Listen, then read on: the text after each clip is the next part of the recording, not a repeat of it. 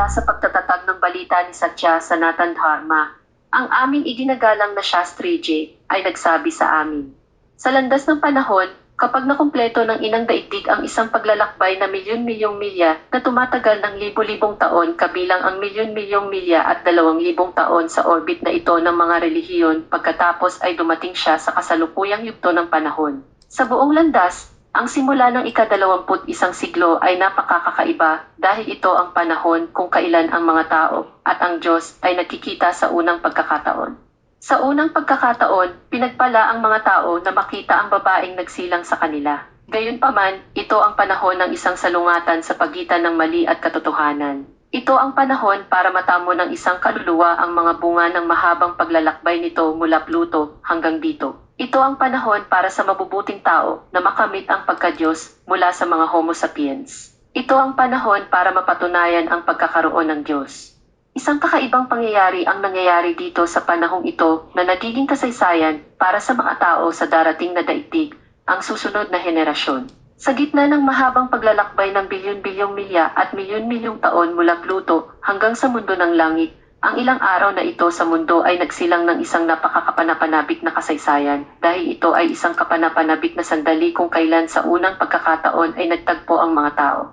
Kanilang Diyos, ito ay isang kahangahangang kasaysayan na nagbibigay ng goosebumps sa mga inosenteng tao sa darating na mundo. Namangha ang mga inosenteng taong iyon nang malaman kung paano nabuhay sa lupa ang gayong mga sinungaling, manluloko, marahas, manggagawa ng kasamaan, hangal at tinawag ang kanilang sarili na relihiyoso at marahas na naghimagsik laban sa kanilang sariling tagapagbigay ng kapanganakan, tagapagbigay ng buhay, kataas-taasang amang Diyos, ang nagbibigay ng lahat sa kanila. Sapagkat, ang pangyayaring ito ay hindi isang kwento mula sa alinmang banal na kasulatan o isang haka-haka na kwento. Ito ay totoong balita na, kahit na ang mga taong relihiyoso sa kasalukuyang panahon na naniniwala sa Diyos, ay makikita sa mga balita sa pamamagitan ng media na ang kanilang Diyos ay dumating sa lupa mula sa langit. Nasa katawan siya ng isang magandang babae. Yes sir, totoo po. Siya ay patuloy na naglalakad sa lupa sa loob ng 80 taon at patuloy na nagsasabi sa mga tao, ako ang iyong Diyos, ako ang iyong makapangyarihan, ako ang iyong Kristo, ako ang iyong tagapagligtas, ako ang iyong paramaatma.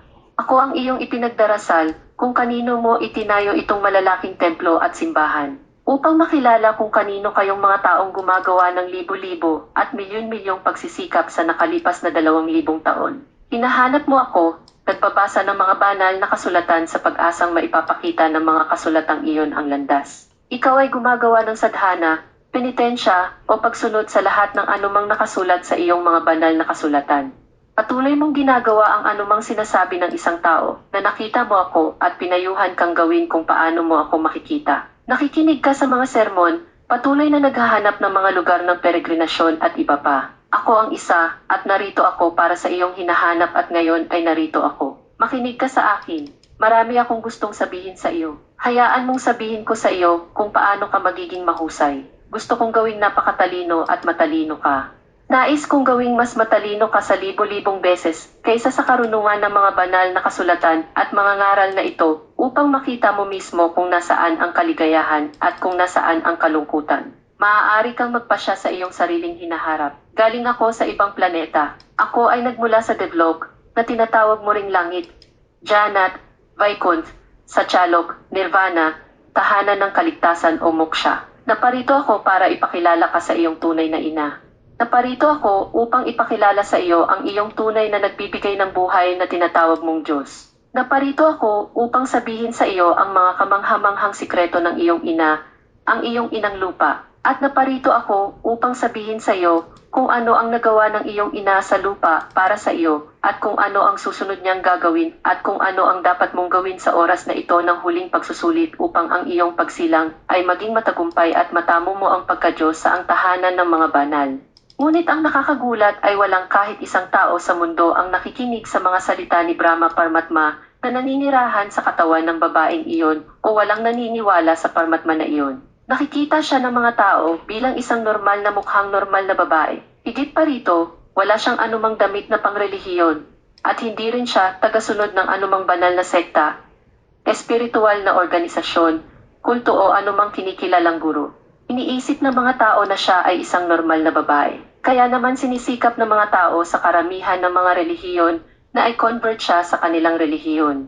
Maraming baba ang nagsisikap na gawin siyang alagad na kilala bilang Cheli. Sinisikap nilang kumbinsihin siya na ang kanilang relihiyon ang pinakadakila o ang kanilang pinuno ng kulto ang pinakadakila. Ngayon nakalimutan ang tungkol sa paniniwala o pagtitiwala sa kanya.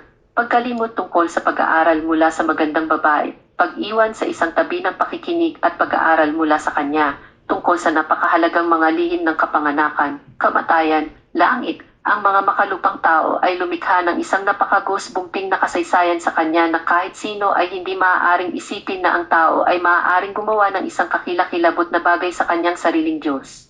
Lahat ng relihiyosong tao sa mundo ay nagtataksil sa kanilang Diyos dahil ang katawan ng magandang babaeng iyon ay hindi gaya ng inilarawan sa kanilang mga banal na kasulatan at hindi pa nababagong kaisipan.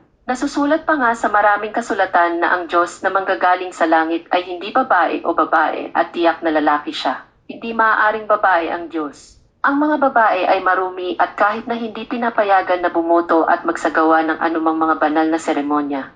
Sa maraming relihiyon, ang mga babae ay itinuturing na marumi, hindi banal, at ipinagbabawal na pumasok sa mga pagtitipon ng panalangin. Sa ganoong kalagayan, dahil sa nasa katawan ng isang babae, kalahati ng mga tao ang tumalikod sa tunay na Diyos na ito. At sabihin, kalimutan mo na, hindi ka maaaring maging eksperto sa panlilinlang. Dito puno ng huwad ang magagandang hitsura ng mga relihiyon. Ang kasinungalingan ay nasa bawat atom ng gene ng lahat.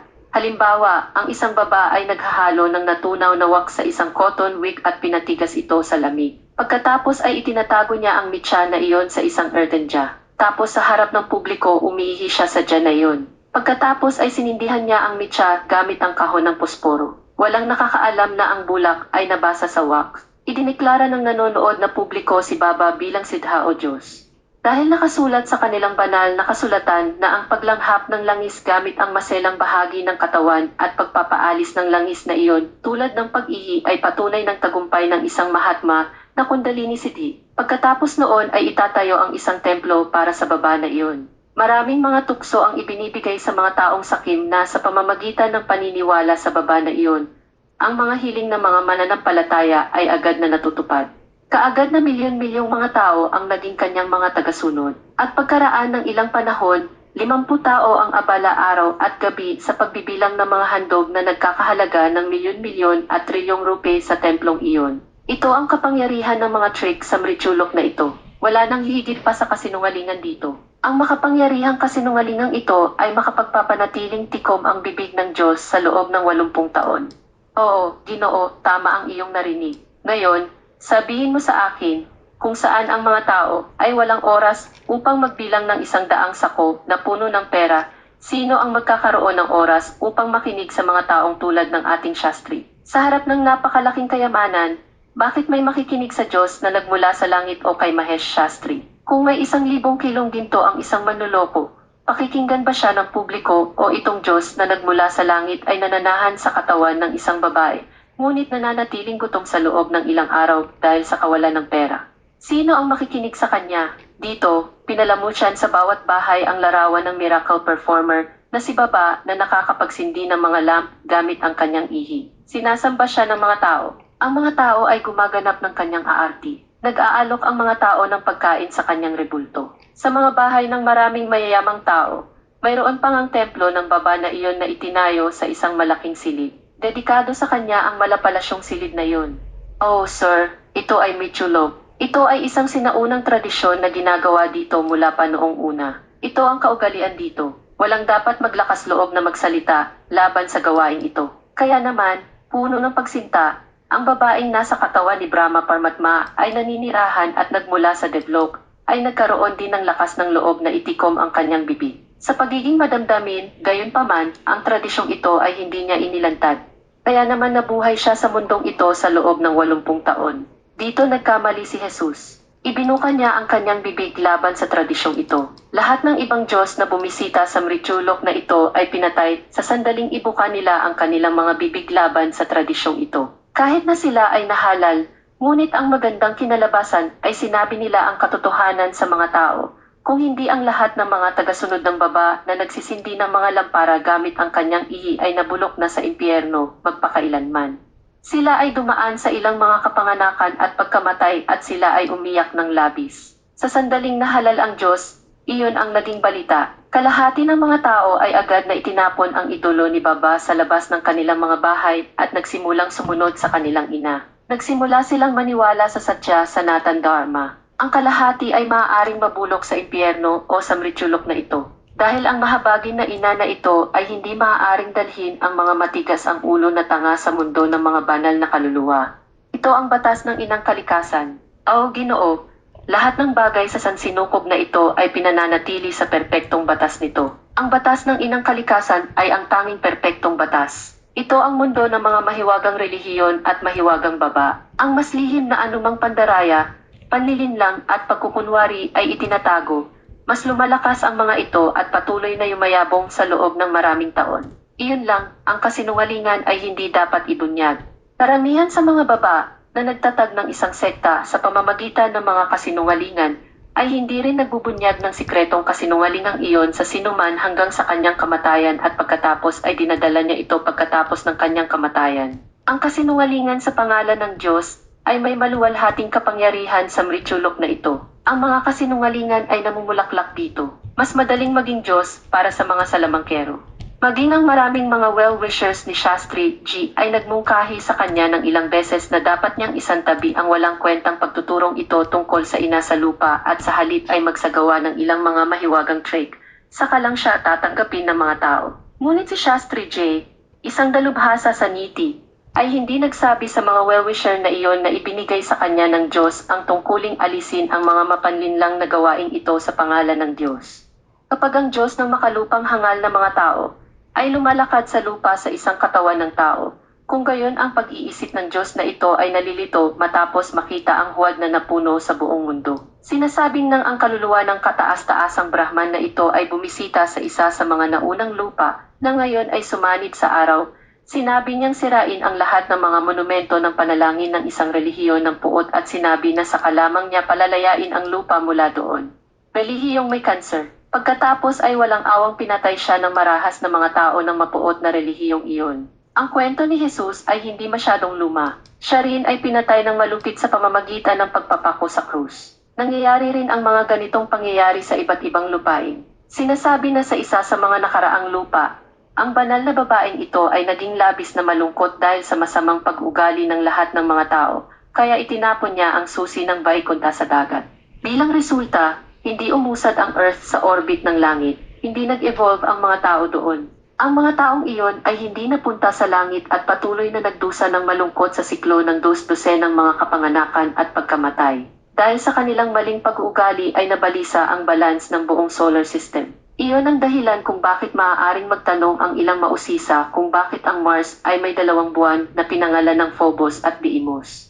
Upang matutunan ang gayong mga bagay, hindi dapat magkaroon ng pagmamataas, katigasan ng ulo, hangal ngunit kababaang loob. Sa pakikibaka sa pagitan ng katotohanan at kasinungalingan, sa maraming mga nakaraang lupain din, ang mga pangyayaring nakakasakit ng puso ay nangyari sa babaeng may kaluluwang Diyos na ito. Naglaho na ang mga kasaysayang iyon dahil sa nagbabagong mundong ito, ang mga kasaysayan ay tumatagal lamang ng ilang panahon.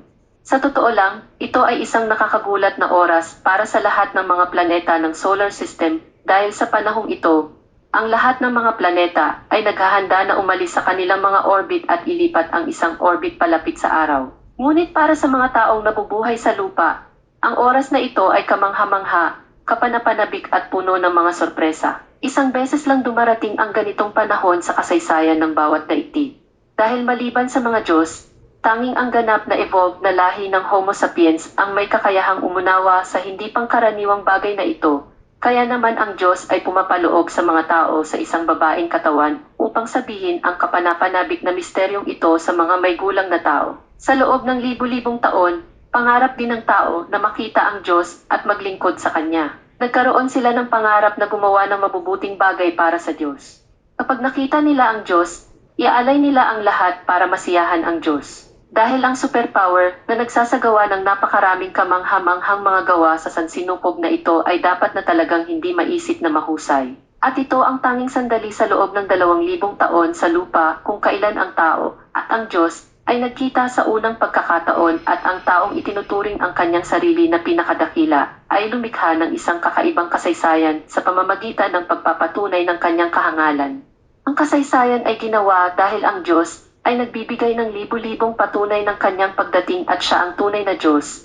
Ngunit ang egoistikong taong ito ay hindi handang tanggapin ang tunay na Diyos bilang Diyos. Ninais na maunawaan ang tunay na katibayan o nais na matutunan ang mga ito. Ang isipan ng mga tao ay nananatili sa mahigpit na pagkakahawak ng mayadyaal, ang mapanlinlang na web ng mga kasinungalingan.